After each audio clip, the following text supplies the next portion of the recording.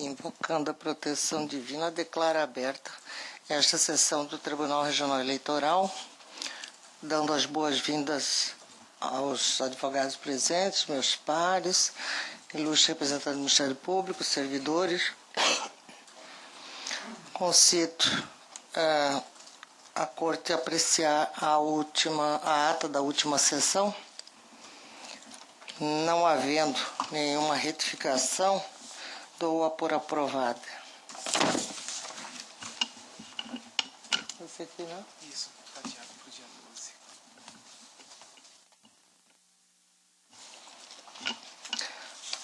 Adiado para o dia 12, o processo 182916-2014, a pedido do relator, doutor Lídio. Isso.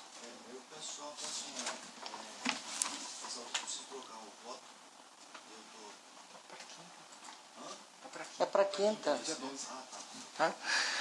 Para quinta, para o dia 12, a pedido do doutor relator.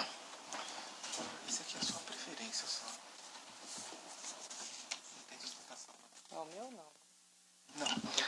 Pedido de preferência do Dr. Rony Márcio Naves, o processo 185259, agravo de instrumento, é o 2 da pauta? 5 da pauta, desculpe. Agravante Josias dos Santos Guimarães e agravado Ministério Público Eleitoral e Partido Democratas de Várzea Grande. Dr. Lídio é o relator. Está com a palavra. O doutor Lídio está pedindo para adiar essa. 12,52. Dr. Rony Márcio, adiado por alguns instantes, apenas para que o doutor Lídio possa revisar o voto. Passo, então, a presidência eminente desembargadora Maria Aparecida, porque voto da minha relatoria.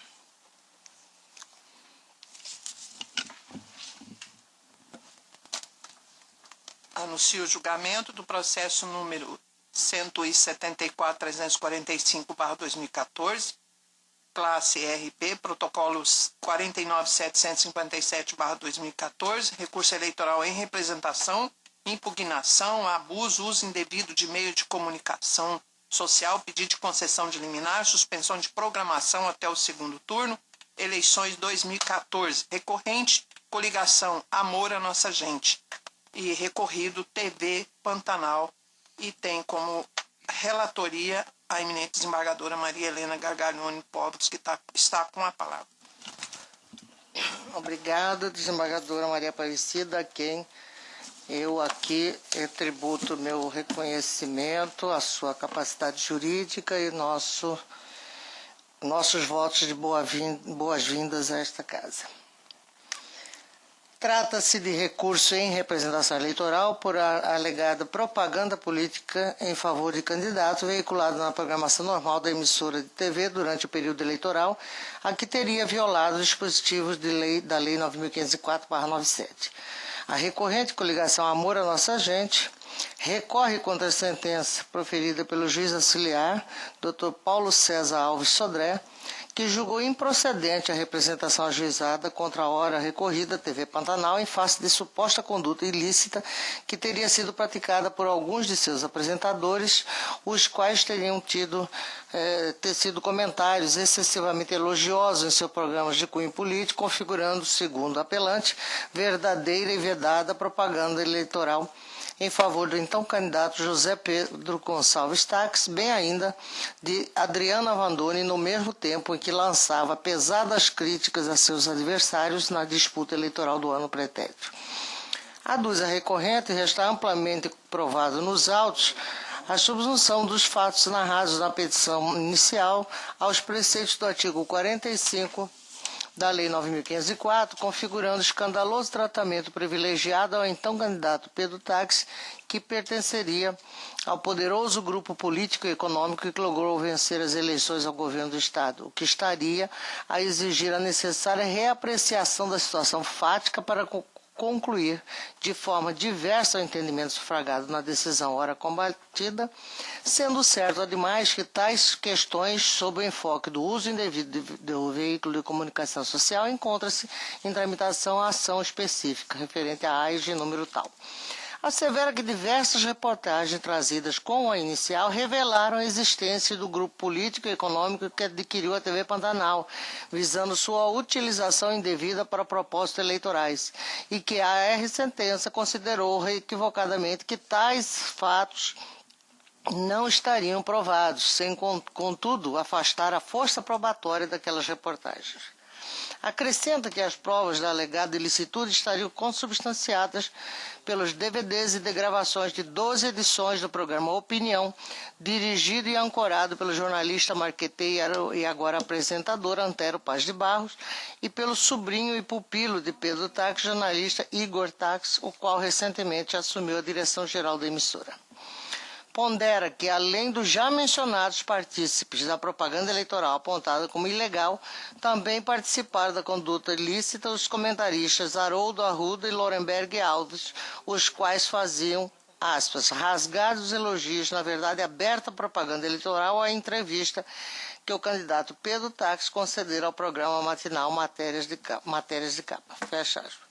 Ao final, postula seja dado integral provimento ao presente recurso eleitoral inominado para que, julgada procedente a representação, seja aplicada recorrida às sanções estabelecidas em lei, na conformidade do pedido exordial.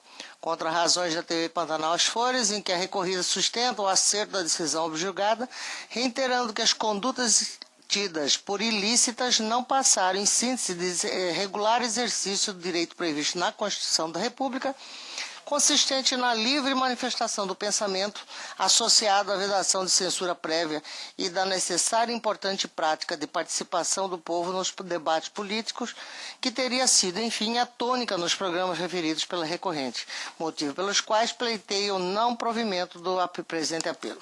A douta Procuradoria manifesta-se pelo não provimento do apelo ao fundamento, em suma, de tratar-se de mero exercício de direito constitucional da livre expressão de pensamento. Eu suscito o relatório, senhora presidente. Como se manifesta a douta Procuradoria?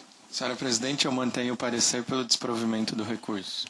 A palavra retorna a Vossa Excelência. Um minuto que eu vou só checar se já se abriu o voto. Acho que está aberto, né? Disponibilizado aos senhores, eu vou apenas me reservar o direito, com a vênia de todos, de dizer que eu estou seguindo a cota ministerial e também na mesma esteira da sentença atacada neste recurso. Eu faço aqui, destaco em negrito no corpo do voto, as perguntas e os comentários contidos na aludida entrevista, mas também, como o doutor representante ministerial, eu não entendo que houve a alegada propaganda ilícita. Razão pela qual eu estou em sintonia com o parecer ministerial e com também a sentença de primeiro grau, mantendo intacta a bem lançada sentença que julgou improcedentes os pedidos contidos na inicial. É assim que estão caminhando o voto, senhora presidente. Como vota doutor Pedro Francisco? Acompanho a eminente relatora. Doutora Gaminon? Acompanho a relatora. Doutor Lídio? Também acompanho. Doutor Flávio Alexandre? Acompanho a eminente relatora, excelência. Doutor Ricardo Gomes de Almeida? Acompanho a relatora, senhor presidente.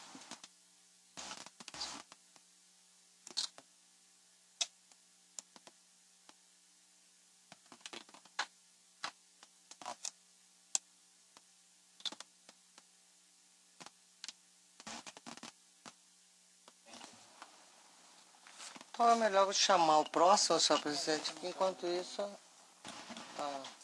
tem que anunciar o resultado, né?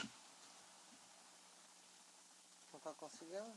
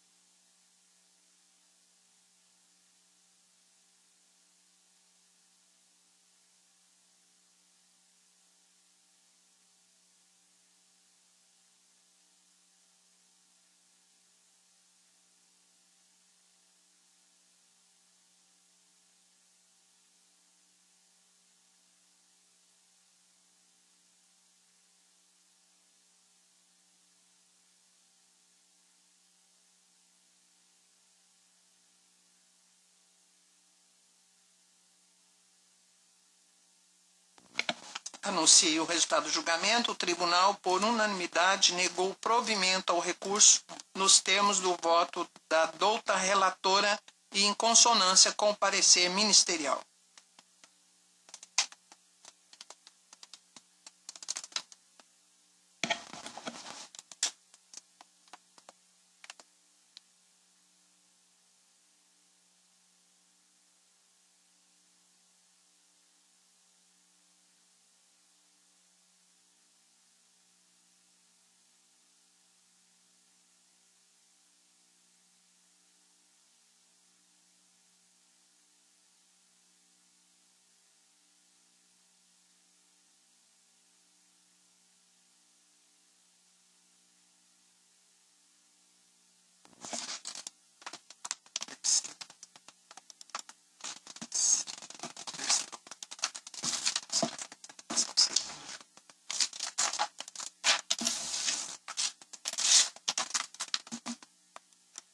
Anuncio o julgamento do processo número 104.454/2014, classe PC, protocolo 30.857/2014, prestação de contas de candidato, cargo deputado estadual PP, eleições 2014, requerente Francisco Antônio Buolo, e com a palavra a eminente relatora, desembargadora Maria Helena Gargalhoni Pobres. Obrigada, presidente.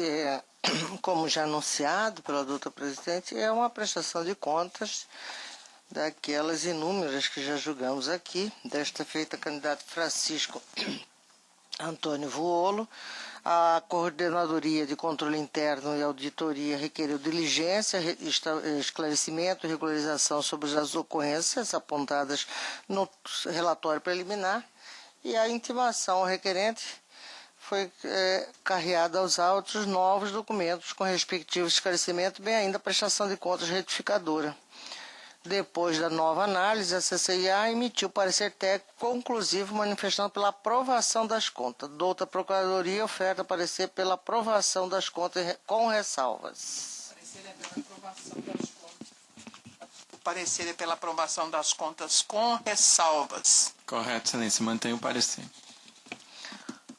Eu não sei se já está aqui aberto aos senhores, disponível o voto, mas eu estou caminhando na mesma esteira do douto parecer ministerial, opinando pelo julgamento com ressalvas das contas de campanha do candidato Francisco Antônio Vuolo relativas às eleições de 2014.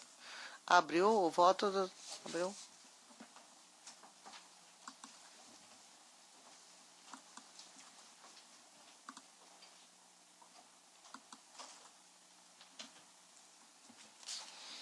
É assim que eu estou votando, senhora presidente. Como vota o doutor Pedro Francisco da Silva? Acompanho a eminente relatora. Doutor Agamenon? Acompanhe a relatora. Doutor Lídio? Também a acompanho. Doutor Flávio Alexandre? Acompanho a relatora, senhor. Doutor Ricardo? Acompanhe a eminente relatora. Resultado do julgamento, o tribunal, por unanimidade, aprovou com ressalva as contas do candidato Francisco Antônio Buolo, nos termos do voto da douta relatora e em consonância com o parecer ministerial.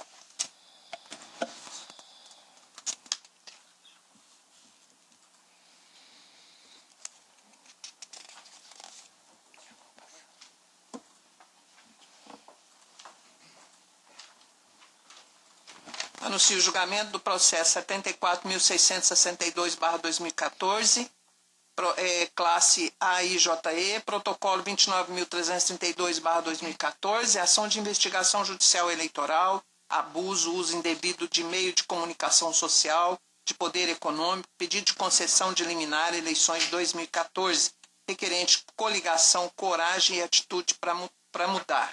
Requerido José Geraldo Riva e Araí Carlos da Fonseca Filho, Rui Carlos Ottoni Prado, Manuel de Souza, Paulo Nicomedes Gasparotto, Ricardo da Rocha Ribeiro, e tem como relatora a excelentíssima desembargadora Maria Helena Gargalhoni Pobres, que está com a palavra.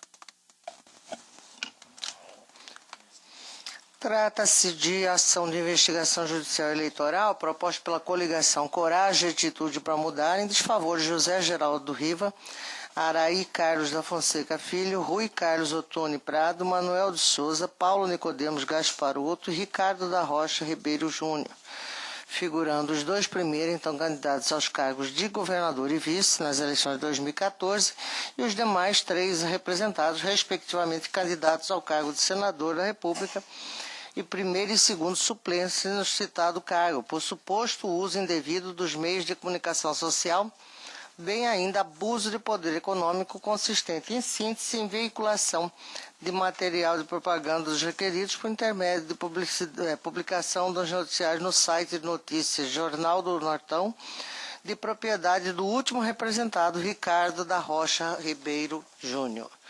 Na inicial, a coligação representante narra que o site de notícias supracitado, à época dos fatos, pautava diariamente sua atividade jornalística em verdadeiro engenho propagandístico a candidatura dos 5 primeiros representados, dando impressão que o Estado de Mato Grosso contava apenas com um candidato ao cargo de governador e um candidato ao Senado. Aduz que as publicações foram produzidas de maneira frenética e em escalada industrial, enaltecendo as qualidades dos requeridos na tentativa de induzir o eleitorado de que estes seriam os candidatos mais preparados para governar o Estado e representar o Estado de Mato Grosso no Senado Federal. Requereram liminarmente a representante a suspensão pelo prazo de 24 horas para efeitos pedagógicos da publicação na internet do site de notícias O Nortão. Contudo, por ausência de elementos exigidos pela lei para a concessão de liminar, o Fundo Boniures e o Pedículo Imora, o pedido fora indeferido por decisão interlocutória. Por fim, requereu condenação dos representados ao pagamento de multa no seu valor máximo em face das reiteradas publicações alegadamente ilícitas e que seja a apresentação julgada procedente condenando os representados por abuso de poder econômico, uso indevido de meio de comunicação, a fim de que sejam declarados inelegíveis nos termos do artigo 22.14 da Lei Complementar 64/90, além de cassação de seus registros de candidatura ou de seus diplomas se eleitos. Requerer ainda a perda do direito ao recebimento de cota ao fundo partidário nos termos do artigo 25 da 9.514. Determinado o desmembramento do feito, esta relatora indeferiu de plano o pedido para a aplicação de multa e decretação de suspensão do direito de recebimento de novas cotas do fundo partidário, por não ser a AGE instrumento processual adequado a tais desiderados. Às folhas tais foi apresentada contestação dos representados José Geraldo Riva, Araí Carlos da Fonseca Filho e Rui Carlos Ottoni Prado e coligação Viva Mato Grosso. Esta última excluída do polo passivo da decisão desta relatora, as folhas tais, a contestação do representado Ricardo da Rocha Ribeiro Júnior. Os primeiros representados suscitaram as preliminares de inépcia da inicial, porque dos fatos narrados não decorreriam, logicamente, os pedidos formulados pelo representante de defendência, pois existirem outros processos em que estariam sendo tratados os mesmos fatos, sendo ambos afastados em discussão em decisão interlocutória por esta relatora. E no mérito alegam que a representante não teria indicado uma única matéria que tenha sido produzido ou veiculado por emissora de rádio ou TV na condição de concessionária de serviço público. Assim, as limitações impostas pela legislação eleitoral às concessões públicas não se aplicariam à imprensa escrita ou digital via internet, aduzindo que o próprio legislador, que havia colocado os sites mantidos pelas emissoras de rádio e TV nas mesmas condições destas emissoras, acabou por reconhecer o equívoco de tal equiparação, motivo pelo qual revogaram o parágrafo 3º do artigo 45 da 9.504. Ainda assim, descartada a ilicitude já mencionada, não se verificaria nos autos qualquer matéria que teria o perfil de configurar a alegada propaganda eleitoral em favor dos representados, até porque nenhum veículo de comunicação de massa está impedido de divulgar fatos relativos a candidatos a cargos eletivos, o que em nada se confundiria com a emissão de opinião favorável ou desfavorável a eles. E ainda que se tratasse de opinião, não haveria óbice legal ao exercício deste direito pela imprensa escrita, mesmo a virtual, como asseveram. De igual forma, acrescem não haver uma única prova do alegado abuso de poder econômico, razão por que postulo seja julgado improcedente a presente AIS. O representado Ricardo da Rocha Ribeiro Júnior requer também a improcedência dos pedidos ao argumento. Em síntese, de que da insubsistência do denunciado abuso de poder, eis que o jornal virtual O Nortão não mantém vínculo financeiro nenhum com os então candidatos, aspas, não tendo recebido qualquer contrapartida monetária pela veiculação das matérias questionadas, sendo certo que se trata de meras reproduções de notícias publicadas por outros veículos de comunicação social, razão pela qual não houve qualquer custo para a sua veiculação. Fecha aspas.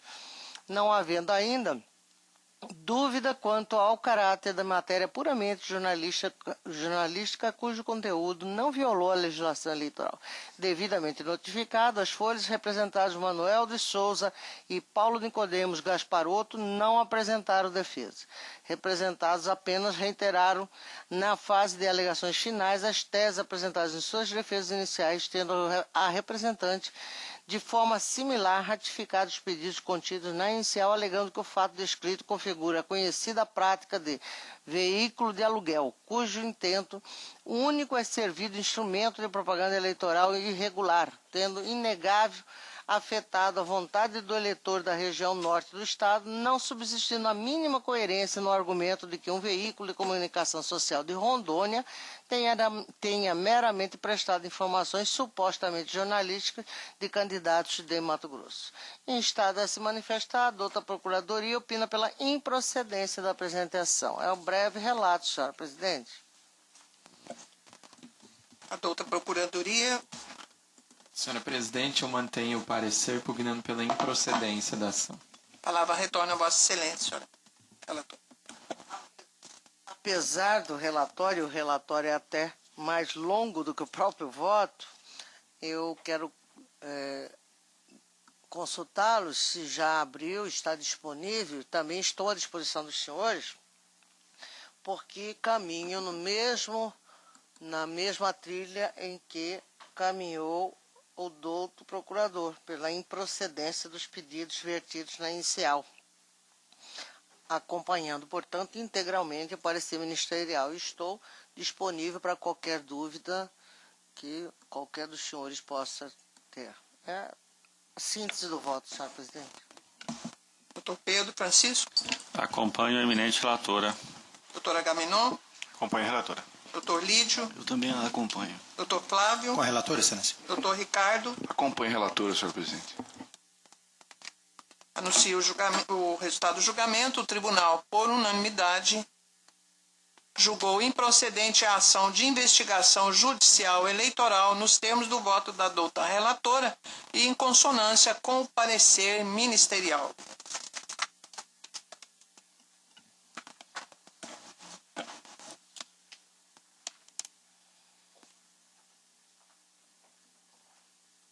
Retorna a presidente a eminente desembargadora Maria Helena. Obrigada, eminente desembargadora Maria Aparecida. Agora sim chamo o pedido de preferência apontado pelo Dr. Rony Márcio Naves, 5 da pauta, processo 18.5259, agravo de instrumento, pedido de concessão de liminar, efeito suspensivo contra a decisão interlocutória proferida no processo número tal, agravante Josias dos Santos Guimarães, agravado Ministério Público Eleitoral, Partido Democratas DEM de Várzea Grande. Vossa Excelência está com a palavra, doutor Lídio. Muito obrigado, presidente. Trata-se de agravo de instrumento com pedido de liminar com efeito suspensivo interposto por Josias dos Santos Guimarães contra a decisão interlocutória proferida pelo juízo da 58ª Zona Eleitoral, a folha 3.328 do processo original, que indeferiu a inclusão do ora agravante, Josias dos Santos Guimarães, no polo passivo da ação de investigação judicial eleitoral, na AIGE numerada aí nos autos, proposta pelo Diretório Municipal do Partido Democratas DEM de Várzea Grande, em desfavor de Wallace dos Santos Guimarães e Wilton Coelho Pereira, eleitos, respectivamente, prefeito e vice de Várzea Grande, Mato Grosso. O agravante alegou que a AIGE acima foi proposta com base no artigo 30A da Lei 9.504/97, em virtude da existência de indícios da prática de condutas ilegais por Wallace dos Santos Guimarães e Wilton Coelho Pereira, relacionadas à arrecadação e gastos de campanha nas eleições de 2012. Destacou que a AIGE foi proposta abre aspas, ao argumento de que os mesmos teriam suas contas desaprovadas pelo juízo da 20ª Zona Eleitoral, bem como praticado desvio e abuso de poder político e econômico, bem assim captação ilícita de sufrágio, fecha aspas. Salientou que entre os pedidos formulados pelo diretório do Partido Democratas DEM, consta a quebra de seu sigilo bancário, o que o afetou, sendo certo que o mesmo não foi formalmente notificado de qualquer trâmite processual em seu desfavor, razão pela qual requereu ao juízo da 58ª Zona vistas e carga dos autos, bem como sua habilitação no feito, a fim de que lhe fosse oportunizada a apresentação de defesa, o que foi deferido à folha 3.257. Ato contínuo, o ora agravante apresentou defesa, alegando nulidade absoluta, em virtude da ausência de sua citação para integrar a lide, assim como a completa desnecessidade da quebra de seu sigilo bancário e fiscal. Apesar do entendimento de que o ora agravante é terceiro legitimamente interessado no processo, o magistrado indeferiu a sua inclusão no presente processo, afastando as supostas nulidades apontadas nas folhas 3.278 e seguintes. Aduziu que, ao assim decidir, o magistrado de primeira instância não agiu com acerto, não restando ao ora agravante outra medida a não ser lançar mão da presente medida, a fim de garantir o seu direito constitucional à ampla defesa, contraditório e devido processo legal, porquanto foi citado pelo agravado em sua exordial como doador de campanha, acusando-o de ilícito eleitoral, tendo sido determinada a quebra de seu sigilo fiscal sem o seu conhecimento. Sustentou que o juiz acuó entendeu que, em uma eventual sentença condenatória imposta ao prefeito e vice do município de Várzea Grande, o agravante não será atingido por sentença, com possível aplicação de sanção de ineligibilidade para as eleições a serem realizadas nos 8 anos subsequentes às eleições de 2012, o que afastaria a obrigatoriedade de formação do litisconsórcio passivo necessário. Salientou que a natureza da sentença civil eleitoral é de caráter condenatória e, com a entrada em vigor da Lei Complementar número 135/2010, conhecida como Lei da Ficha Limpa, que incluiu a linha P ao inciso 1 do artigo 1º da Lei Complementar 64/90, a legislação eleitoral passou a alcançar também a pessoa física doadora de recursos para a campanha. Asseverou que, a partir de então, instaurou-se na doutrina e na jurisprudência relevante divergência acerca da necessidade de citação e da existência, ou não, de litisconsórcio passivo necessário, na medida que, eventualmente, a pessoa física poderia ser atingida pelos efeitos de uma condenação, donde se conclui que o ora agravante tem que salvaguardar-se, o que só ocorrerá se o agravante compor o polo passivo da AGE acima identificada. Requereu, ao final, a concessão de liminar para anular e suspender imediatamente todos os efeitos dos atos decisórios, bem como da decisão que diz respeito ao indeferimento da inclusão do agravante nos autos da AGE multicitada. O pedido liminar foi indeferido. O Diretório Regional do Partido DEM de Várzea Grande apresentou contrarrazões. O Procurador Regional Eleitoral opinou pelo desprovimento do agravo do instrumento, é o relatório. Consulta toda a Procuradoria. Senhor presidente, eu mantenho o parecer pelo desprovimento do agravo. Mantido, doutor relator. Retorno a palavra. Obrigado. Inicialmente, é necessário registrar que a pretensão do agravante é a anulação e a suspensão dos efeitos dos atos decisórios, bem como da decisão que diz respeito ao indeferimento de sua inclusão nos autos da AGE, nominada no voto, proposta pelo Diretório Municipal de Várzea Grande, DEM, em desfavor de Wallace dos Santos Guimarães e Wilton Coelho Pereira, eleitos respectivamente prefeito e vice de Várzea Grande, Mato Grosso. Na situação do presente agravo de instrumento, não houve a demonstração de nenhum prejuízo ao agravante que justificasse a anulação dos atos decisórios proferidos pelo juiz singular. Ademais, a decisão agravada restou bem fundamentada e demonstra, claramente e na melhor forma do direito, as razões para o indeferimento do pedido. Desse modo, mantenho a decisão liminar por seus próprios fundamentos, adotando-a na íntegra como razão de decidir, como segue abaixo. E leio. O agravante deseja a concessão de liminar para anular e suspender imediatamente todos os efeitos dos atos decisórios, bem como da decisão que diz respeito ao indeferimento da inclusão do agravante nos autos da ação de investigação judicial eleitoral que tramita perante a 58ª Zona. A concessão de liminar somente será autorizada quando há iminente perigo de grave lesão ao direito postulado, devendo-se verificar se realmente há a presença da fumaça do bom direito do perigo da demora, cumulativamente, assegurando-se a utilidade e a eficácia do provimento jurisdicional futuro. Conforme predispõe a melhor doutrina, os requisitos para a concessão da tutela cautelar devem ser perceptíveis de plano, não sendo de se exigir do julgador uma aprofundada incursão no mérito do pedido ou análise dos fatos que lhe dão suporte sob pena de antecipação do próprio conteúdo da decisão definitiva. Nesse sentido, o pacífico entendimento do colendo TSE, no caso específico de ação cautelar ajuizada com o propósito de atribuição de efeito suspensivo a recurso especial eleitoral, nestes casos, pela excepcionalidade, os requisitos para a concessão da tutela têm que ser perceptíveis de plano, não sendo de se exigir do julgador uma aprofundada incursão no mérito do pedido ou na discussão dos fatos que lhe dão suporte. As teses invocadas pelo agravante, ao menos nesse prévio juízo de apreciação, não autorizam a concessão da pretendida medida suspensiva. Assim, ao menos nesse momento de juízo inicial, não tenho como configurada a plausibilidade das teses invocadas pelo agravante. Em sede de cognição sumária, não percebi a presença do fundamento relevante, a fumaça do bom direito para a concessão da medida liminar requerida, eis que a decisão preferida pelo juízo a qual está devidamente fundamentada, demonstrando que o agravante não é parte na ação de investigação judicial eleitoral, abre aspas, não sendo atingido pela sentença com possível aplicação de sanção de inelegibilidade para as eleições que se realizar nos próximos 8 anos subsequentes à eleição e que se verificou, em tese, o ato, fecha aspas. Nesse juízo superficial, não observei que o prejuízo poderia advir ao agravante, oriundo de uma ação em que ele nem é parte. Ademais, a relação processual já está consolidada na fase de instrução, não sendo mais oportuno o ingresso de outras partes na mesma. Não observo também a presença do perigo in mora, posto que, ao contrário do alegado pelo agravante, não foi o diretório municipal do Partido Democratas, nem muito menos foram os membros da Justiça Especializada, Juízo Eleitoral, presidente e os respectivos membros dessa Corte e do Ministério Público Eleitoral, que deram aso à quebra do sigilo fiscal e bancário do ora agravante e à investigação que está sendo realizada na ARGE supracitada.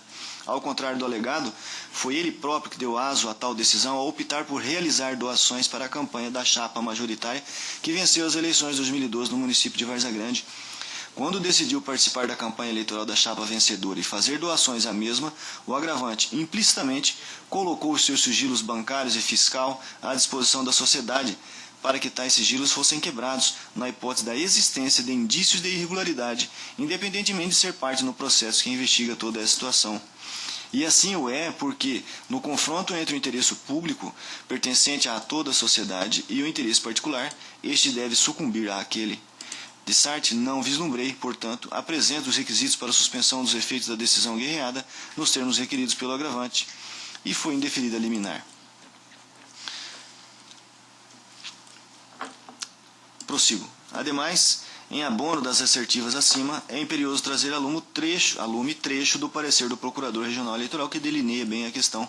Abre aspas. Em uma análise detida dos autos, é possível verificar que a decisão prolatada pelo juízo de plano, ao indeferir a inserção do agravante no polo passivo da lide, está em conformidade com o melhor direito.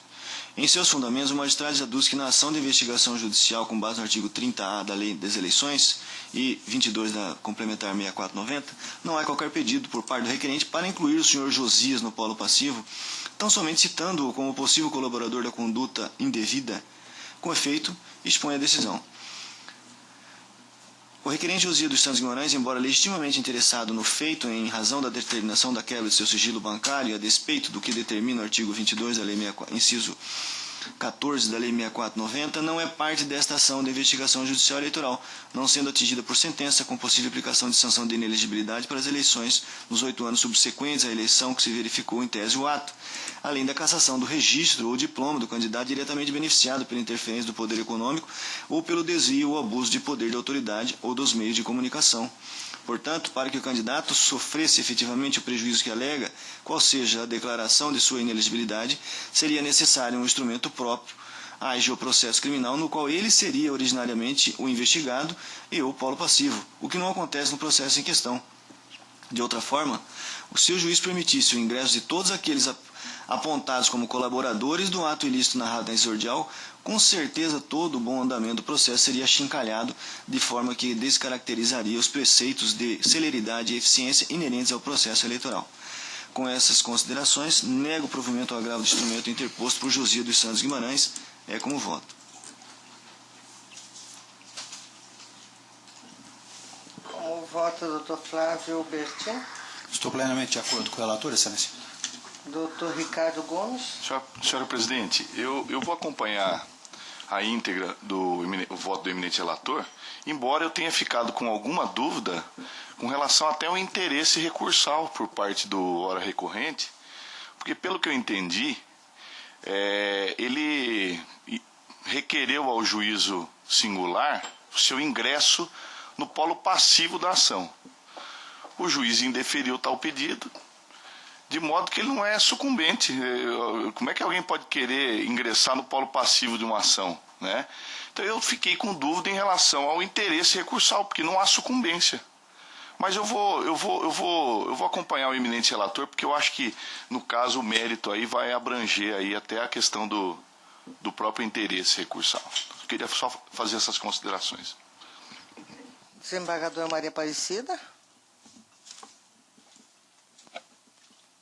Eu acompanho o eminente relator. Eu tive oportunidade aqui de dar uma lida bem rápida nos memoriais que o advogado do Partido Democrata apresentou, e eu vou acompanhar o eminente relator. Doutor Pedro Francisco.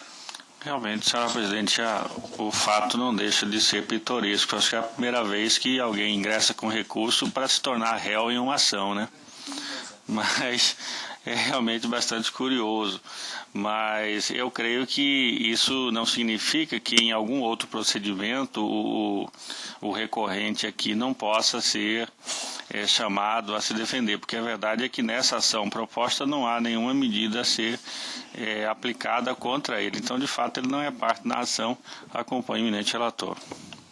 Doutor Agamenon. O eminente relator, e essa observação, ela realmente é algo inusitado, né? Eu quero ser réu, eu quero responder ao processo e quero eventualmente ser condenado, né? Mas eu acompanho na íntegra. Proclamo o resultado. O tribunal, por unanimidade, negou provimento ao agravo nos termos do voto do relator, em consonância com o parecer ministerial.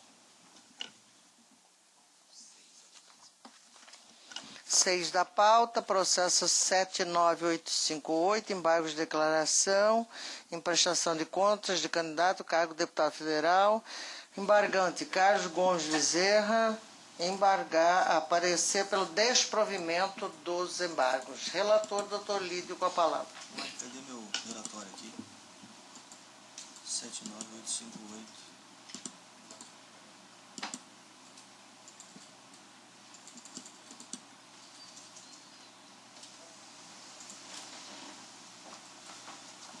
Cara,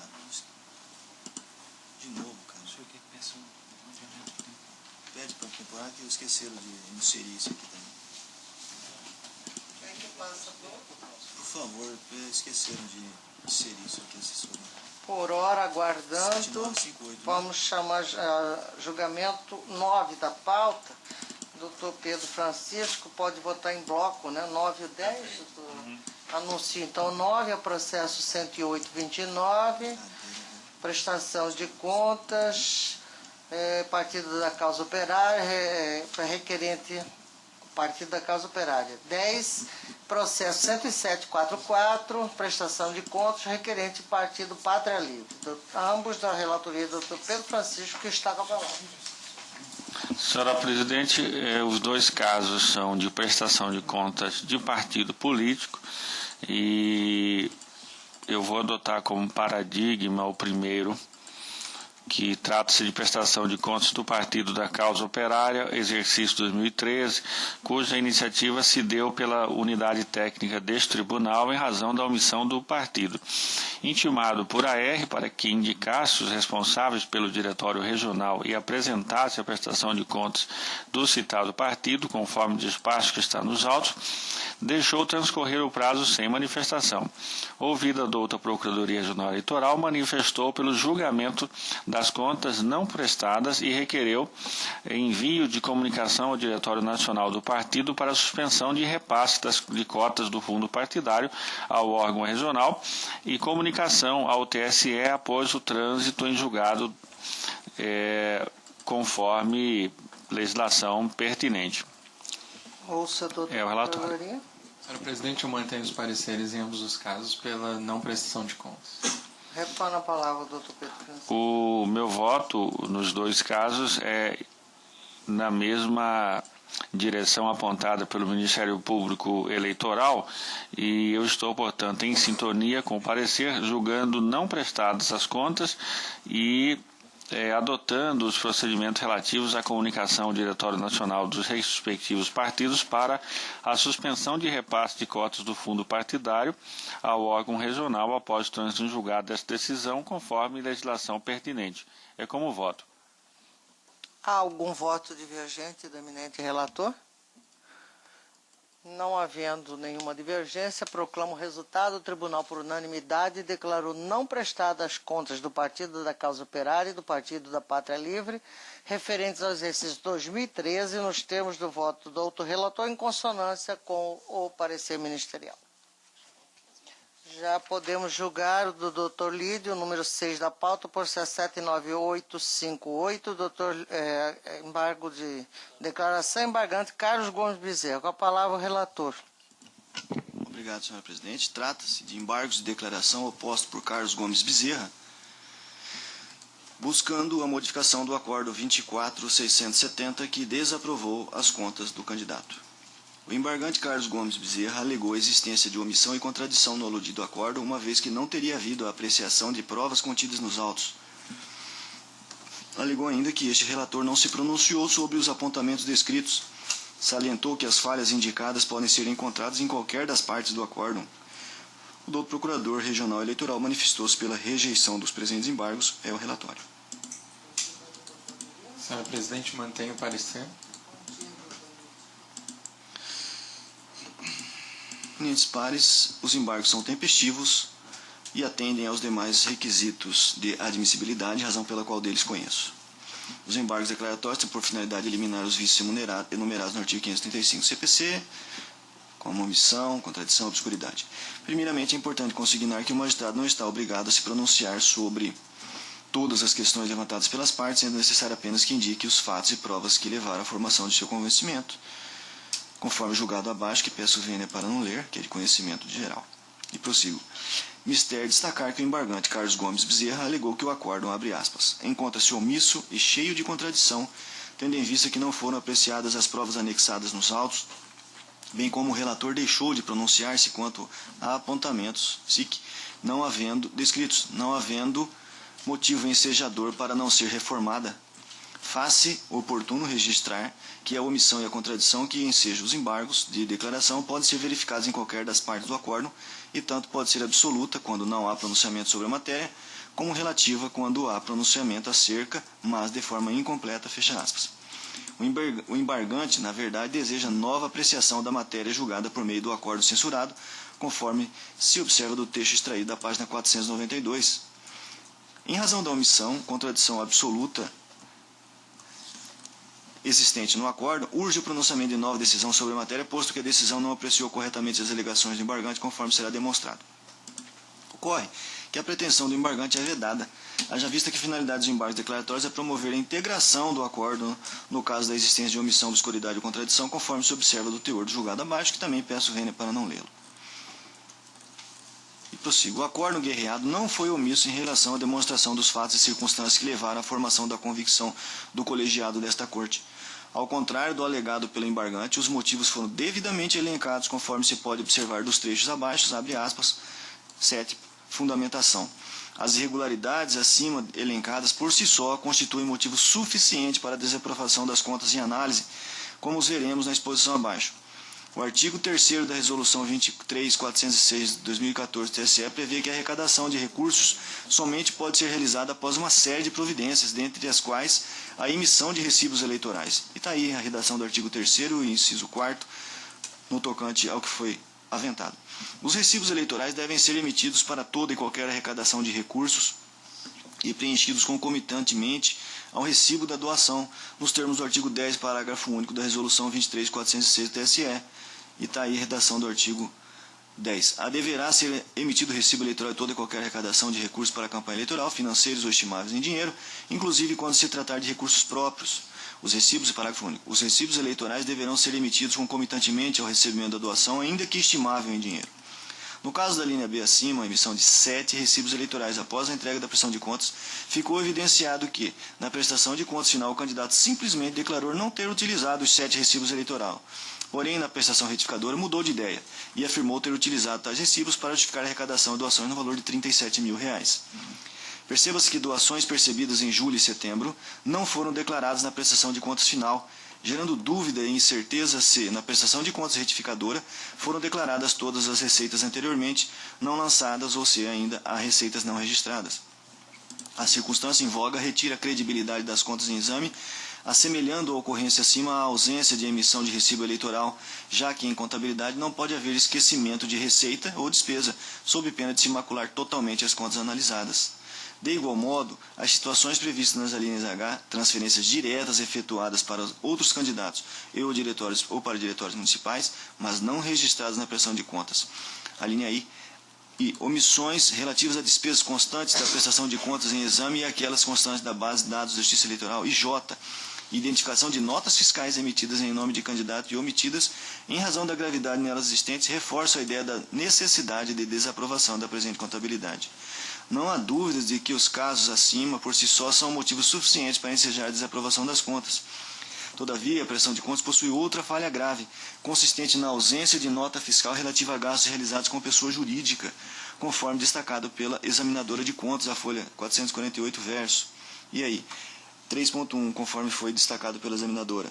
Foi detectada a existência de gastos de campanha junto a pessoas jurídicas sem emissão de nota fiscal, cujo documento deve ser apresentado para análise. Aí tem o nome do fornecedor e o valor. E prossigo. A análise da resposta dá o item 2.1 do relatório preliminar. Prossigo. Retificou as contas alterando o fornecedor do lançamento questionado, qual passou a constar a pessoa física como locadora de veículo, porém não apresentou documentos relativos à locação que ampare a alteração realizada nos termos do artigo 50 da resolução do TSE. É certo que a nota fiscal não é considerada como documento obrigatório. Todavia, o artigo 40 da resolução 23376 dispõe sobre a possibilidade desse documento ser solicitado pelo examinador de contas, a saber. E aí está a redação do artigo 40 que descreve que a Justiça Eleitoral poderá requerer a apresentação de documentos, como documentos fiscais e outros legalmente admitidos, que comprovem os demais gastos realizados na campanha com a utilização dos demais recursos. Assim, uma vez efetuado o requerimento para a apresentação dos documentos, a sua apresentação passa a ser obrigatória. A não apresentação da nota fiscal prejudica a correta análise da prestação de contas por parte dessa justiça especializada, impedindo que seja averiguado se, de fato, a despesa foi contratada e se o seu valor real, levando à convicção acerca da necessidade da desaprovação das contas. Por fim, a necessidade de apresentação da documentação fiscal também está afirmada pela jurisprudência atual e que encontra-se disponível no texto do voto, que peço vênia para não ler. E prossigo já no item 4.1. As irregularidades... Assim, não tendo o candidato observado a necessidade, ainda na página 8, de corrigir todas as irregularidades presentes na contabilidade, sendo-lhe oportunizada tal chance, a medida correta, mais uma vez, é a desaprovação. As irregularidades apontadas nas alíneas M e N acima são gravíssimas, conforme se vislumbra do que relatado pela analista de contas, a saber, a doação de terceiros no valor de R$ 281 mil, embora tenha recebido apenas R$ 100 mil, e B, não registro de doação realizada no valor de R$ 423 mil.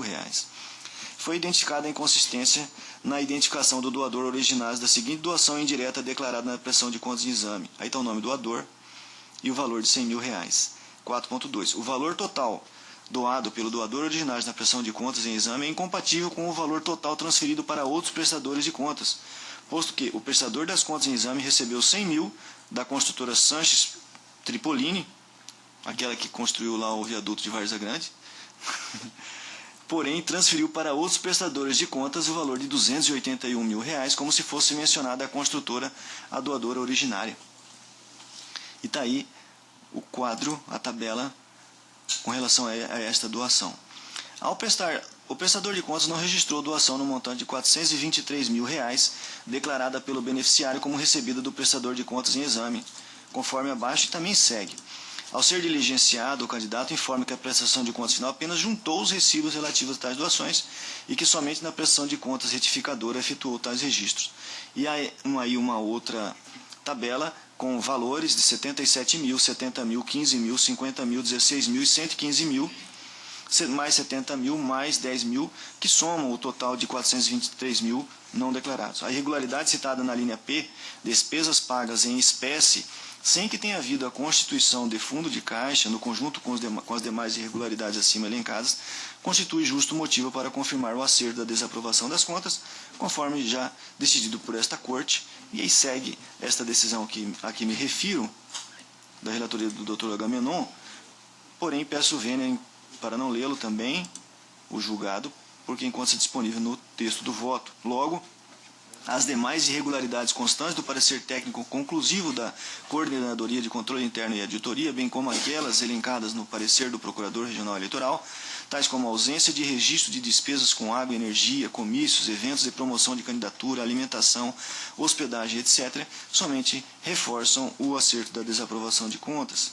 Apesar das bem lançadas razões contidas na manifestação do candidato, o caso é mesmo de desaprovação da prestação de contas e análise. Com essas considerações, em consonância com o parecer da Procuradoria Regional Eleitoral, desaprova a prestação de contas. Esse foi o texto originário. No sentido acima, também é a opinião do Procurador Regional Eleitoral, que abro aspas para lê-lo. Pois bem, os presentes embargos não merecem prosperar, pois o objetivo do embargante, no presente caso, é rediscutir o mérito da decisão embargada, conforme se pode observar dos argumentos aduzidos em sua peça recursal, e não a elucidação dos seus termos.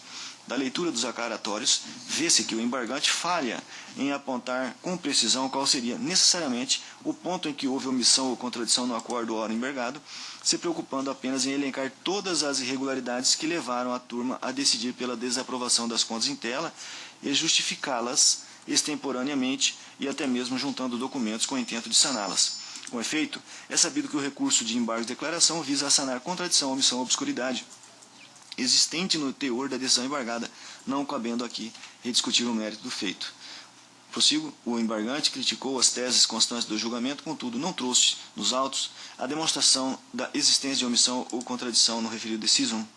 Resta evidente que o embargante pretende tão somente revolver a matéria já decidida no acordo embargado, não havendo nenhuma omissão ou contradição a ser sanada sob os argumentos alinhavados no recurso. Ante o exposto, conheço e rejeito os embargos de declaração opostos por Carlos Gomes Bezerra. É como voto. Como voto do Dr. Flávio Bertin. De acordo, excelência. Dr. Ricardo Almeida. Acompanho o relator, senhora presidente. Desembargadora Maria Aparecida. Com o relator, senhor. Dr. Pedro Francisco. Acompanho o eminente relator. Dr. Agamenon. Com o relator. Proclama o resultado.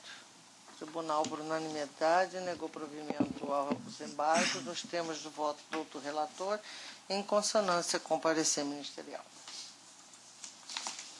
Chamo a julgamento o 7 da pauta, processo 86960, embargos de declaração e prestação de contas, embargante Ministério Público Eleitoral e Ságuas Moraes Souza, embargado Ságuas Moraes Souza, e também os mesmos são embargantes e embargados. Relator é o Dr. Lídio, a quem eu passo a palavra. Obrigado. Trata-se de embargos de declaração opostos pelo Ministério Público e por Ságuas Moraes Souza, buscando a modificação do acordo 24650 que desaprovou as contas do candidato. O Ministério Público requereu o acolhimento dos embargos a fim de que seja procedida a integração do acordo acima para aplicação da sanção de suspensão do repasse de novas cotas do fundo partidário, prevista no artigo 54, parágrafo 4 da Resolução 23.406. De sua vez, o embargante Ságuas Moraes Souza alegou que o acórdão baseou-se em suposições para a rejeição das contas, contrariando provas contidas nos autos. Alegou ainda a existência de omissão, contradição ou obscuridade em razão da não observância dos princípios do contraditório e da ampla defesa, sob o argumento de que não foi oportunizado ao mesmo o direito de manifestação a respeito das considerações contidas no parecer ministerial de folhas 324 e 325 verso, após a apresentação da prestação de contas retificadora. O Procurador Regional Eleitoral manifestou-se pela rejeição dos presentes embargos. É o relatório. Senhora presidente, mantém o parecer pela rejeição dos embargos do candidato, e quanto aos embargos do Ministério Público, eu deixo de me manifestar oralmente. Devolvo a palavra ao relator. Bom, eminentes pares, ambos os embargos são tempestivos e atendem os demais requisito de admissibilidade, razão pela qual deles conheço. Os embargos declaratórios têm por finalidade eliminar os vícios enumerados no artigo 535 do CPC, a saber, omissão, contradição, obscuridade. E, primeiramente, voto os embargos opostos pelo Ministério Público Eleitoral. Primeiramente, por uma questão de ordem processual, passarei a analisar os embargos opostos pelo MP, por meio do qual o parquet requereu a aplicação da sanção de suspensão do repasse de novas cotas do fundo partidário, prevista no artigo 54, parágrafo 4º da Resolução 23.406/14 do TRCE, abaixo transcrito. Artigo 54. A Justiça Eleitoral verificará a regularidade das contas decidindo. Vou lá no parágrafo 4º diretamente. A sanção de suspensão do repasse de novas cotas do fundo partidário por desaprovação total ou parcial da prestação de contas do candidato deverá ser aplicada de forma proporcional e razoável pelo período de 1 mês a 12 meses ou por meio do desconto do valor a ser repassado na importância apontada como irregular, não podendo ser aplicada a sanção de suspensão no caso de prestação de contas não ser julgada após 5 anos de sua apresentação. Tal dispositivo constitui reprodução do artigo 25, parágrafo único da Lei 9.504, que tem a mesma redação, apenas colocando aqui na 12 meses, por meio do desconto, no valor. A sanção de suspensão, vou ler a parte negrita. A sanção de suspensão do repasse de novas cotas do fundo partidário por desaprovação total ou parcial da prestação de conta do candidato deverá ser aplicada de forma proporcional e razoável pelo período de 1 mês a 12 meses ou por meio de desconto do valor a ser repassado na importância apontada como irregular, não podendo ser aplicada a sanção de suspensão com prestação de contas, no caso a prestação de contas seja julgada, é a mesma redação. O tema trazido pelo MPF é novo, não tendo sido encontradas maiores informações a respeito do mesmo na rede mundial de computadores. As razões recursais também não apresentaram maiores fundamentos ou subsídios doutrinários ou jurisprudenciais em oposição, inclusive aos demais trabalhos do MPF sempre ricamente subsidiados. O único julgado encontrado sobre o assunto foi aquele trazido pelo embargado em sua peça de contrarrazões, o qual pode ser viabilizado no artigo A responsabilidade solidária entre partidos e candidatos nas prestações de contas de eleição de Orlando de Carvalho Ribeiro Júnior, encontrado no sítio eletrônico Âmbito Jurídico, tem o endereço aí, acessado em 24 de fevereiro de 2015, às 20h11. Não há dúvidas a respeito da singularidade do assunto em apreço. Entretanto, a solução parece ser detectada a partir de uma interpretação literal do parágrafo único do artigo 25 da Lei 9.504, reproduzido no artigo 54 da Resolução 23, parágrafo 4º da Resolução 23.406. Data vênia das opiniões em sentido contrário, a melhor exegese para o caso em tela é a de que haverá responsabilidade solidária do partido em relação às contas do candidato apenas quando houver a indicação de valores irregulares, a exemplo de recursos provenientes do fundo partidário aplicados indevidamente, valores oriundos de fontes vedadas, etc. Aliás, essa interpretação é robustecida pela redação contida no parágrafo 2º do artigo 54 da mesma resolução, acima transcrita. Parágrafo 2º. Na hipótese do parágrafo anterior, as contas apresentadas serão submetidas ao MTEC tão somente para a verificação de eventual existência de recursos de fontes vedadas, de origem não identificada e da ausência de comprovação ou irregularidade na aplicação de recursos oriundos do fundo partidário, com o posterior encaminhamento ao Ministério Público. De outro giro, é forçoso reconhecer que não houve apontamento da existência de valores irregulares que pudessem configurar a hipótese prevista no artigo 25 da Lei 9.504, nem no parecer técnico conclusivo da Coordenadoria de Controle Interno, nem no parecer da Procuradora Eleitoral, nem na peça dos embargos. Ademais, creio que a intenção do legislador é no sentido de aplicação da responsabilidade solidária do partido político com o candidato nas hipóteses de apresentação de contas de campanha após o seu julgamento como não prestadas, conforme se visualiza na redação do artigo 54, caput, mais uma vez transcrito para facilitar a visualização. A Justiça Eleitoral verificará a regularidade das contas decidindo, parágrafo 1º, julgadas, não prestadas, mas posteriormente apresentadas, as contas não serão objeto de novo julgamento, sendo considerada sua apresentação apenas para fins de divulgação e de regularização do cadastro eleitoral do término da legislatura. Parágrafo 2º. Na hipótese do parágrafo anterior, as contas apresentadas serão submetidas a exame técnico tão somente para verificação de eventual existência de recursos de fontes vedadas, de origem não identificada e da ausência de comprovação ou irregularidade na aplicação de recursos oriundos do fundo partidário. Frisa-se que o presente pensamento é ratificado pela precisão topológica do aludido dispositivo, em função da harmonia de pensamento constante dos demais parágrafos subsequentes e ainda pelo entendimento de Orlando de Carvalho Júnior no trabalho A Responsabilidade Solidária entre Partidos e Candidatos nas Prestações de Contas de Eleição, acima citado no seguinte parágrafo. Finaliza-se o presente estudo sobre a necessidade, nos pleitos vindouros, dos juízes, ao notificar aqueles que não prestaram contas, se for retirado o teor do que determina a resolução do TSE, incluir no mandado de notificação do partido, no mandado, a notificação do partido político que possa intervir na relação processual naquilo que seja de seu interesse. Outro ponto que precisa ser levado em consideração consiste na alegação do embargado em sede de contrarrazões acerca da necessidade de ingresso do partido na lide, a fim de que o mesmo tenha oportunidade de se defender a respeito da atribuição de responsabilidade solidária com o candidato. Assiste razão ao candidato, eis que, em respeito aos princípios do contraditório e da ampla defesa, não é possível a aplicação da sanção de suspensão do repasse das cotas do fundo partidário ao partido político que não teve a oportunidade de defesa, de manifestação. Nesse sentido, é o trecho abaixo também extraído do trabalho, já nominado aí do Orlando, citada nas contrarrazões do candidato ora embargado. Tendo em vista o caráter solidário, cumpre discutir a necessidade de formação de litisconsórcio entre as partes, até porque se trata de processo judicial e assim com regência das normas de caráter processuais gerais. E aí trago aí lições a respeito do litisconsórcio e vejo a parte negritada adiante. Com a eleição de 2010 já estava sendo regida pelas modificações impostas pela Lei 12.034 de 2009, os partidos se tornaram possíveis de suspensão das cotas pela rejeição das contas de seus candidatos naquele pleito. Entretanto, a ausência de participação na relação processual inviabiliza a aplicação de sanção. Esse é o entendimento firmado pelo Tribunal do Rio de Janeiro.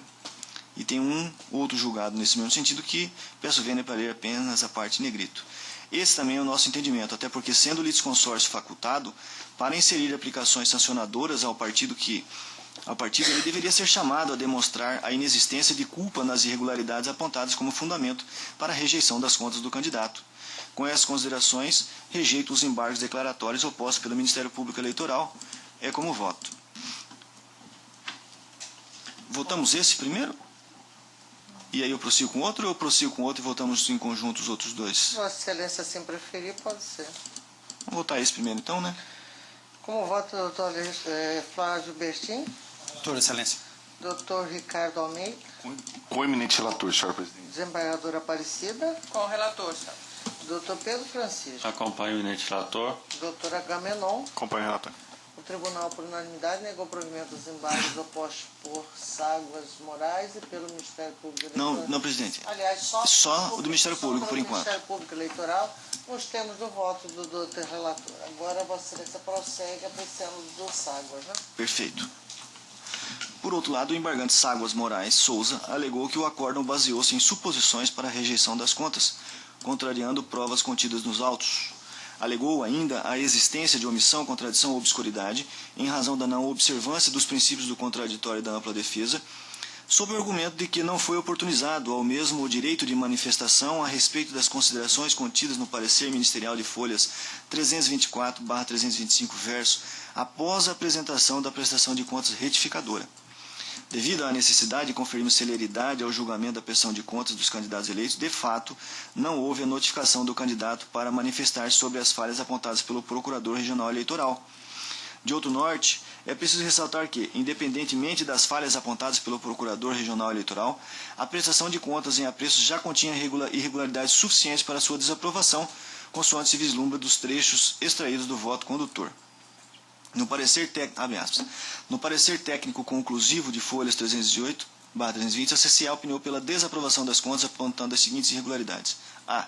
Apresentação do termo de assunção de dívida no valor de R$ 178.246, enquanto no demonstrativo de despesas efetuadas e não pagas, constante na prestação de contas retificadora, foi lançado o valor de R$ 169.724. B. Na informação do cronograma de pagamento, não informação do cronograma de pagamento, nem apresentação da anuência expressa dos credores da dívida acima indicada. C. Existência de divergência entre os saldos nas rubricas despesas com pessoal e combustíveis lubrificantes apresentadas na prestação de contas anterior e na retificadora ora analisada. Despesas contratadas em data anterior à entrega da primeira e segunda parciais e não informadas à época. E a ausência de informação do doador no recibo eleitoral aí nominado na folha 103 dos autos. F. Divergência entre as informações constantes dos extratos bancários impressos em 04/11/2014 no valor de R$ 52.661,26 e o valor informado na conciliação bancária na prestação de contas retificadora no valor de R$ 14.070,45. As irregularidades acima elencadas por si só constituem motivo suficiente para a desaprovação das contas, conforme demonstra o julgado abaixo citado. A não identificação do doador é uma das irregularidades que desafia a desaprovação de contas, a saber. E aí trago à colação um julgado que trata de desaprovação de contas em razão de ausência de identificação de doador, que peço vênia para não ler. E prossigo. Merece transcrição o parágrafo abaixo, que reforça a necessidade de desaprovação das contas. Quanto às despesas contratadas em data anterior à entrega da primeira e segunda prestação de contas parciais e não informadas à época, esta irregularidade, isoladamente, não é motivo para a desaprovação das contas, mormente em função das justificativas apresentadas pelo candidato. Todavia, juntamente com as demais irregularidades detectadas, contribui para um juízo de valor que obrigatoriamente leva à desaprovação das mesmas. De igual modo, as demais irregularidades acima apontadas indicam que o caminho correto a ser trilhado, no presente caso, é a desaprovação das contas. Conforme se vislumbra da redação acima, as contas seriam desaprovadas de todo modo, em virtude das irregularidades ali já presentes. A citação das falhas apontadas pela Procuradoria apenas tiveram o objetivo de demonstrar para o candidato que, além daquelas graves irregularidades que por si só já eram motivo para a desaprovação das contas, também havia indícios de existência de outras. Desse modo, diante da ausência da demonstração da existência de omissão, contradição ou obscuridade, o caso é mesmo de rejeição dos presentes declaratórios. Ante exposto, rejeito os embargos de declaração opostos por Ságuas Moraes Souza. É como voto. Há alguma divergência ao voto do relator? De acordo. Não havendo nenhuma divergência, proclamo o resultado. O tribunal, por unanimidade, negou o provimento dos embargos opostos por Ságuas nos termos do voto do outro relator, em consonância com o parecer. Chamo a julgamento 8 da pauta, processo 82019, prestação de contas, Hermínio Barreto. Relator é o doutor Flávio Bertin, com a palavra.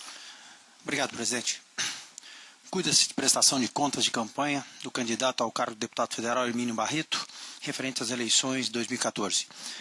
A Coordenadoria de Controle Interno e Auditoria CCIA emitiu parecer técnico conclusivo, folhas 474 e 475, opinando pela aprovação com ressalvas da presente prestação para conter as seguintes impropriedades. Peço vênia aqui para não ler, o ponto 2.4, 2.5 e 3.3, à disposição de Vossas Excelências.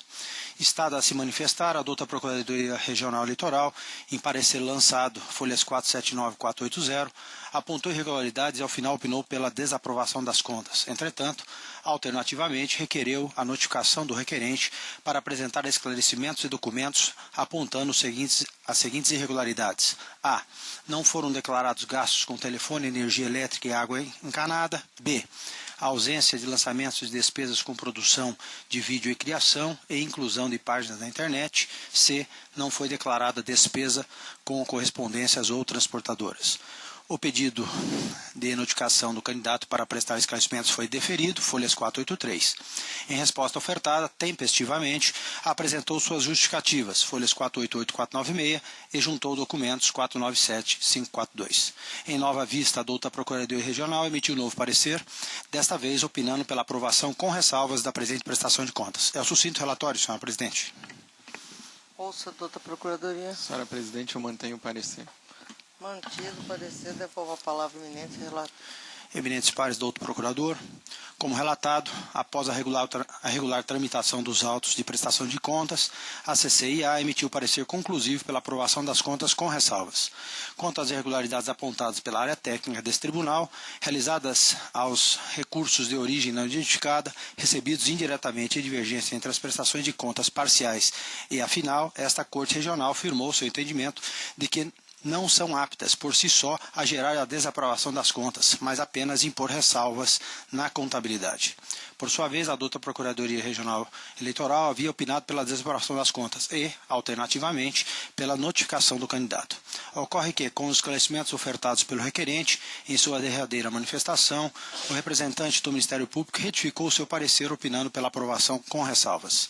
Nesse passo, como asseverado no próprio parecer ministerial, a maioria das incongruências restam sanadas e aquelas que permaneceram ou são de natureza formal ou não são graves, o suficiente para ensejar a desaprovação das contas. Deste modo, seguindo a jurisprudência afirmada neste tribunal, em casos semelhantes, comporta no máximo a aplicação de ressalvas. Com essas breves considerações, em consonância com os pareceres da área técnica deste tribunal e ministerial, julgo aprovadas com ressalvas a prestação de contas da campanha ao cargo de deputado federal eleição de 2014 de Hermínio Barreto. É como voto, senhora presidente. Como vota, doutor Ricardo? Relator. Desembargadora Aparecida? Acompanhamento, relator. Doutor Pedro Francisco? Voto com o eminente relator. Doutor Agamenon? Com o relator. Doutor Lídio? Eu também o acompanho. O Tribunal, por unanimidade, aprovou com ressalva as contas de campanha do candidato Hermínio Barreto nos termos do voto do doutor relator em consonância com o parecer ministerial. Processo 11 da pauta, 14744, embargos de declaração em recurso eleitoral, embargante TV Cuiabá Limitada, canal 47, embargado Coligação Unidade Democrática Social, Lucimar Sacre de Campos. Relator, doutor Pedro Francisco, a palavra. Trata-se de embargos de declaração conforme anunciado. O acordo eu transcrevo e ele diz que acolhe-se preliminar de intempestividade e embargos opostos em sede de representação de propaganda eleitoral por inobservância de prazo próprio de 24 horas para sua interposição. Sustenta o embargante a existência de omissão no referido acordo pelo fato de o colegiado desta Corte não ter se manifestado se o prazo estipulado no artigo 96, parágrafo 8º da Lei das Eleições é extensivo à oposição de embargos de declaração ou se deve prevalecer a regra do artigo 275, inciso 2 do Código Eleitoral de 3 dias. Requer, ao final, sejam atribuídos efeitos infringentes à decisão atacada, possibilitando o enfrentamento do mérito recursal pelo TRE. Devidamente intimado para as contrarrazões, a embargada quedou-se inerte. Instada a se manifestar, a douta Procuradoria opinou pelo desprovimento dos embargos. É o relatório. Ouça a douta Procuradoria. Mantenho o parecer. Mantido pelo desprovimento, doutor Pedro. Conforme relatado, estes são os segundos embargos opostos pela embargante. A olhos vistos, a embargante pretende a todo custo a modificação da decisão que lhe imputou a multa por propaganda irregular veiculada no dia 10 de agosto de 2012, argumentando como pano de fundo a questão de prazos recursais, o que não merece acolhida de modo algum. A suposta omissão indicada pelos embargantes não subsiste e repisa a matéria já tratada nestes autos em apelos anteriores, a fim de que não paire nenhuma dúvida sobre a evolução do feito e as infundadas alegações da embargante. Oportuno destacar que a sua irresignação teve início com a decisão da 49ª Zona Eleitoral, que julgou parcialmente procedente a representação e lhe condenou ao pagamento de multa no valor de R$ 31.923 por propaganda eleitoral irregular nos termos da legislação pertinente. Nesse apelo, a embargante levantou preliminar de decadência, alegando que a representação fora proposta intempestivamente, vez que deveria se adequar ao prazo do artigo 58 das eleições. Preliminar rejeitada à unanimidade por esta Corte, vez que a regra do artigo 58 da Lei das Eleições é específica às representações de propaganda com direito de resposta, o que não era o caso destes autos. No mérito, deu parcial provimento ao recurso para o fim de diminuir a multa no valor para o patamar de R$ 21.282, conforme acórdão que está nos autos.